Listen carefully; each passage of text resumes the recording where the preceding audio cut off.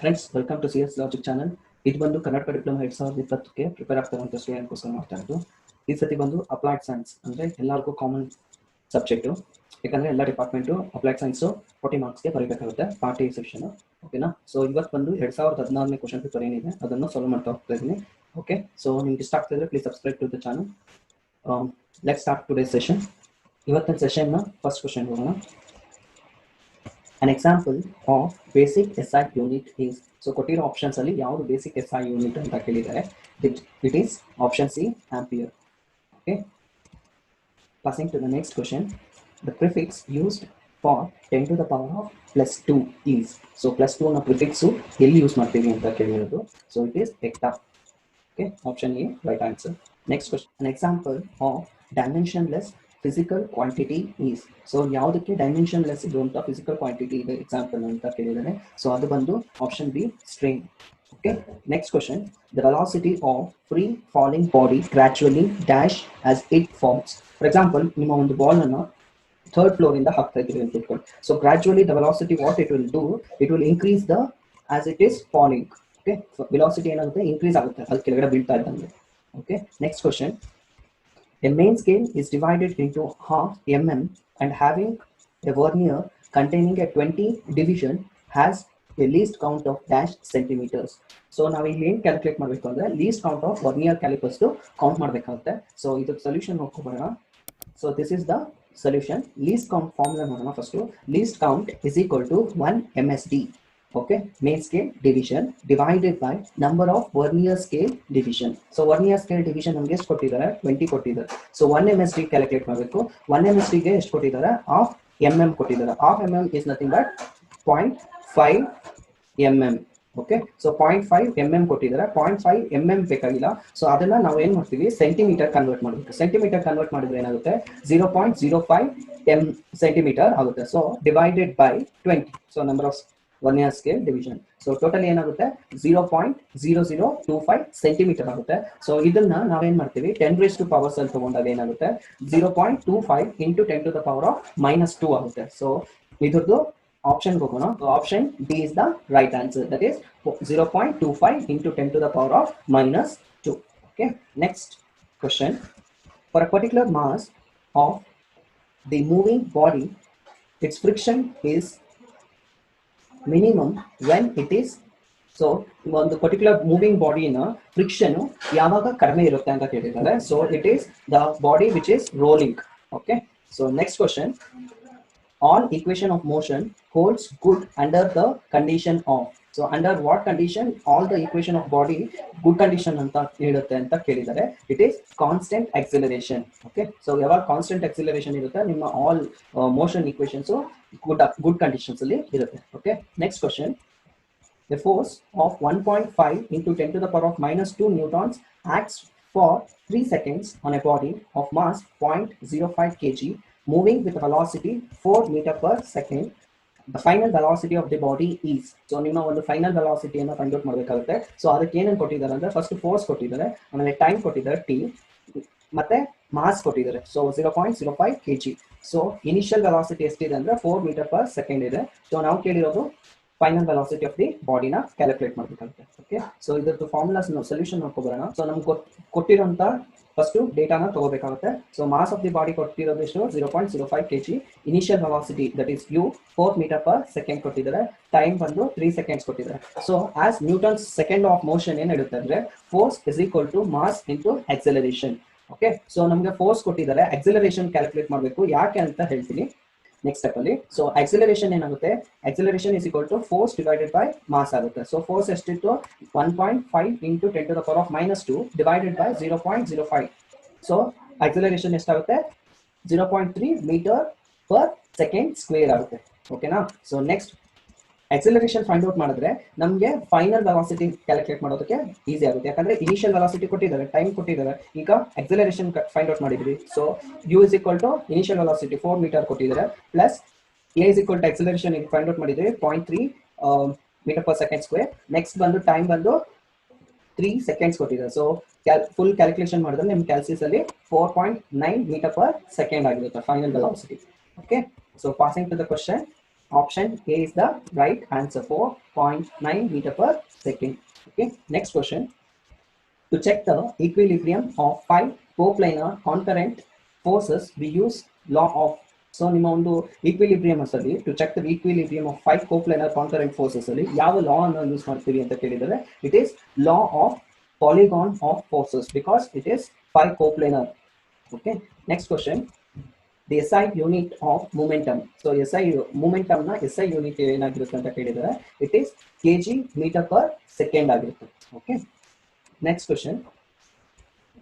When three forces acting at a point are in equilibrium, the angle opposite to biggest force is always dash angle. So three forces acting on a particular point ಅಲ್ಲಿ act ಆಗ್ತಾ ಇದ್ದಾಗ so ಅದು equilibrium condition ಅಲ್ಲಿ ಇದ್ದಾಗ the angle opposite to the biggest force. So for example 10 Newton forces ಇದೆ, ಮಿಕ್ಕಿರೋ 3 ಇದು ಕಡಿಮೆ Newton forces act ಆಗ್ತಾ ಇರುತ್ತೆ, ಅದರ opposite angle ಏನಾಗಿರುತ್ತೆ ಅಂತ ಕೇಳಿದ್ರೆ it will be smallest angle. Okay, next question. Towing of a boat by two forces is an illustration of.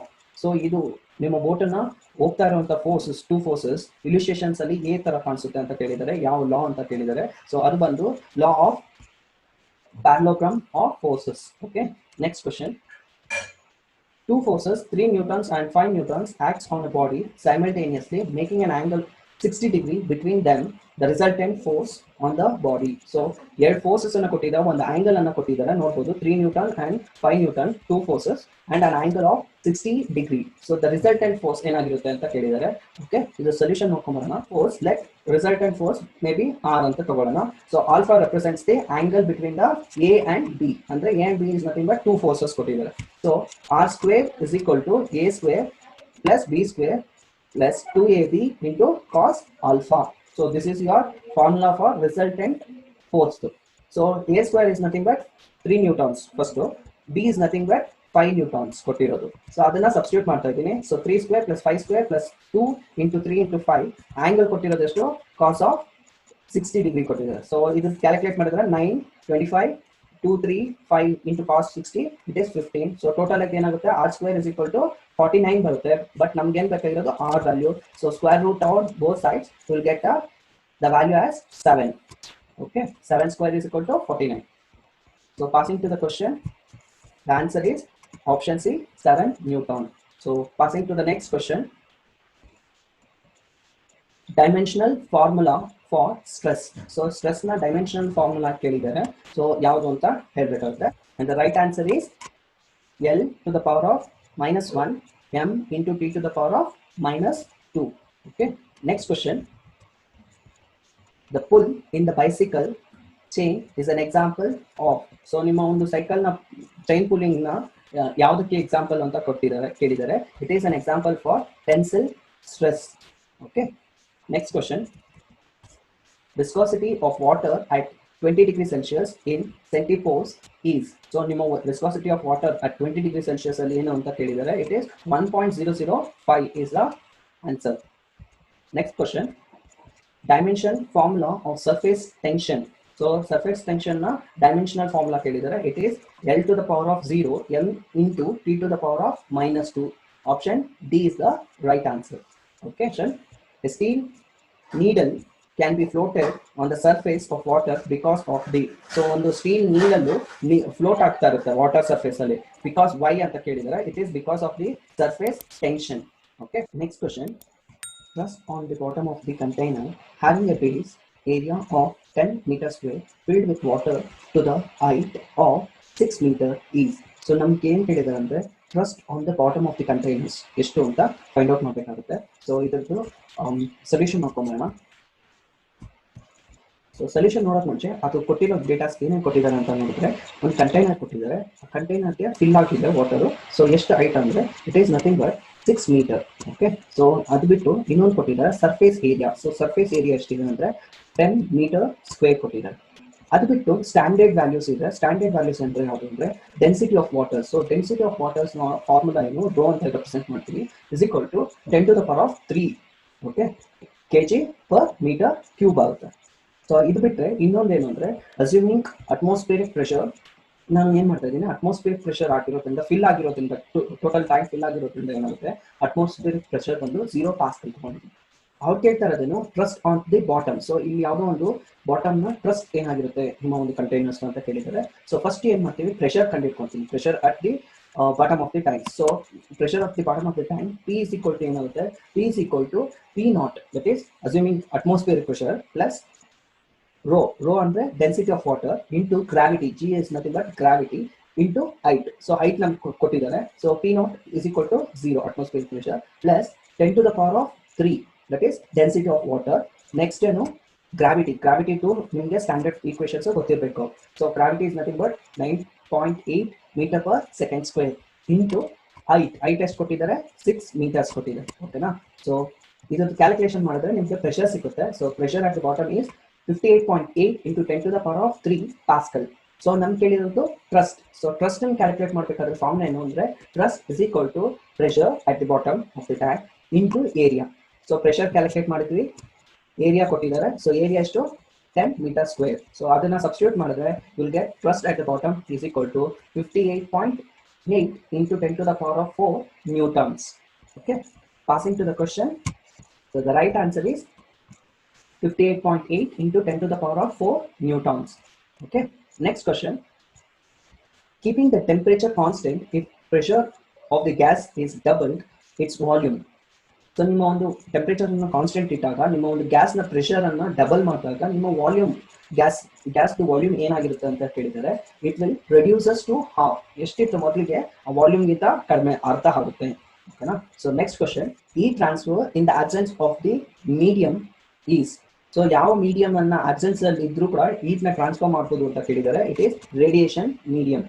Okay, next question, zero of absolute scale of temperature is at. So zero of absolute scale of temperatures na zero absolute scale ಯಾವಾಗ ಆಗುತ್ತೆ ಅಂತ ಕೇಳಿದರೆ is at -270 degree Celsius. Okay, next question, ripples on water surface is an example of. So ripples of the water surface na example ಯಾವುದು example ಆಗುತ್ತೆ ಅಂದ್ರೆ it is an example of transverse waves. Okay, next question, the time interval between two consecutive waxing and waning of sound waves is. So ಎರಡು time intervals between consecutive time intervals between your waxing and waning of sound waves ನ ಏನಂತ ಕರಿತೀವಿ ಅಂತ ಕೇಳಿದರೆ it is nothing but it is beat period ಅಂತ ಕರಿತೀವಿ. ಓಕೆನಾ. Next question, SI unit of intensity of sound is. So intensity of sound ನ SI unit ಏನು ಅಂತ ಕೇಳಿದರೆ it is answer is watt per square meter. Okay. So next question, the study of characteristics of building with reference to sound is. So ನಿಮ್ಮ ಒಂದು ಅಧ್ಯಯನದಲ್ಲಿ ಯಾವುದರ ಅಧ್ಯಯನ building ಮತ್ತೆ ವಿತ್ ರೆಫರೆನ್ಸ್ ಟು ಸೌಂಡ್ ನ ಅಧ್ಯಯನವನ್ನು ಏನಂತ ಕರಿತೀವಿ ಅಂತ ಕೇಳಿದರೆ it is nothing but option D is the right answer, that is acoustics. Okay, next question, the distance traveled by the disturbances in the medium for one complete oscillation is. So ಇದನ್ನು ಏನಂತ ಕರಿತೀವಿ ಅಂತ ಕೇಳಿದರೆ it is nothing but wave length. Okay, next question, momentum of A proton is given by. So momentum of a proton the formula ಏನು ಅಂತ ಕೇಳಿದರೆ it is B answer. So which is nothing but P is equal to H divided by lambda. Okay, next question, velocity of sound in case of liquid is given by. So velocity of sound ಅದು ಇಲ್ಲಿ ಅಂತ ಕೇಳಿದರೆ in case of liquid it is option C is the right answer, root of K divided by D. Okay, passing to the next question, a tuning fork vibrating in air is an example of. So ಒಂದು tuning forks ನ vibrations air ಅಲ್ಲಿ ಇದ್ದಾಗ ಅದು ಯಾವುದಕ್ಕೆ examples ಅಂತ ಕೇಳಿದರೆ it is an example of damped free vibrations. Okay, passing to the next question, Raman lines are. So Raman lines are, it is polarized lines. Okay, next question, a crystal which has two optics axis is. So ಯಾವ crystals ಅಲ್ಲಿ two optic axis ಇರುತ್ತೆ ಅಂತ ಕೇಳಿದರೆ it is mica. Okay, next question, electron microscope is used to. electron microscope ಯಾವುದಕ್ಕೆ use ಮಾಡ್ತೀವಿ ಅಂತ ಕೇಳಿದರೆ it is study of virus and bacteria. So ವೈರಾಣುಗಳ ಅಧ್ಯಯನ ಮಾಡೋದಕ್ಕೆ ನೀವು ಎಲೆಕ್ಟ್ರಾನಿಕ್ ಮೈಕ್ರೋಸ್ಕೋಪ್ ಅನ್ನ ಯೂಸ್ ಮಾಡ್ತೀವಿ. ಓಕೆನಾ. Next question, which of the following statements is correct in case of gamma race. So ಇಲ್ಲಿ ಕೊಟ್ಟಿರುವಂತಹ ಆಪ್ಷನ್ಸ್ ಅಲ್ಲಿ ಯಾವ ಒಂದು ಸ್ಟೇಟ್ಮೆಂಟ್ಸ್ ಕರೆಕ್ಟ್ ಆಗಿದೆ ಅದು ಗಾಮಾ ರೇಸ್ ಗೆ ಒಂದಿರುತ್ತೆ ಅಂತ ಕೇಳಿದ್ದಾರೆ. It is option C, penetrating power is very high in your gamma race. Okay, next question. For destructive interference of light the path difference should always B. So ಕೊಟ್ಟಿರುವಂತಹ ಈ options ಅಲ್ಲಿ ಯಾವುದು destructive interference of light ನ path difference ಆಗಿರುತ್ತೆ ಅಂತ ಕೇಳಿದ್ದಾರೆ. It is 2n+1 into lambda by 2. Option A is the right answer. Next question. The resultant intensity of interferences of two monochromatic waves having same amplitude and constant phase difference equal to pi is. ನಿಮ್ಮ ಒಂದು resultant intensity of interference of two monochromatic waves ಏನಾಗಿರುತ್ತೆ ಅಂತ ಕೇಳಿದ್ದಾರೆ. When it is having a same amplitude and constant phase difference ಇರುತ್ತೆ ಅಂತ ಹೇಳಿದ್ದಾರೆ. So it is right answer is option B, 4a² cos square pi/2 ಆಗಿರುತ್ತೆ. ಓಕೆನಾ. Passing to the next question. For two objects to be just resolved the principal maximum should be on. So ಎರಡು objects ಇರುತ್ತೆ, just resolved, the principal of maximum should be on what ಅಂತ ಕೇಳಿದ್ರೆ should be on first minimum. Okay, next question. Resolving power of microscope is given by. So microscopic na resolving power na formula ಏನು ಅಂತ ಕೇಳಿದ್ದಾರೆ. So ಅದು ಬಂದು right answer is 2n sin theta divided by lambda. Okay, next question. In case of acids, the concentration of H plus ion. So ion na concentration ಏನಾಗಿರುತ್ತೆ when it is in a base ಹಾಕಿದಾಗ ಅಂತ ಕೇಳಿದ್ದಾರೆ. It is more than 10 to the power of -7 grams ion per liter ಆಗಿರುತ್ತೆ. ಓಕೆನಾ. So in case of base the concentration of H ion will be less than. Okay, so next question. Corrosion of metal can be prevented by keeping it in. So ನಿಮ್ಮ ಒಂದು metal ನ ಕೊರಿಯೋದನ್ನ ಇಂದ prevent ಮಾಡೋದಕ್ಕೆ ಅದನ್ನ ಎಲ್ಲಿ ಇಡ್ಬೋದು ಅಂತ ಕೇಳಿದರೆ ಯಾವ ಮೀಡಿಯಂ ಅಲ್ಲಿ ಇಡ್ಬೋದು ಅಂತ. It is nothing but neutral medium ಅಲ್ಲಿ ಇಡ್ಬೋದು. Option C is the right answer. Okay, today session ನ ಇಲ್ಲಿಗೆ ವೈಂಡ್ ಆಫ್ ಮಾಡ್ತಾ ಇದ್ದೀನಿ. ನೆಕ್ಸ್ಟ್ ಸೆಷನ್ ಅಲ್ಲಿ ನೆಕ್ಸ್ಟ್ ಕ್ವಶನ್ ಪೇಪರ್ ಜೊತೆ ಮೀಟ್ ಮಾಡ್ತೀನಿ. Until then, thank you.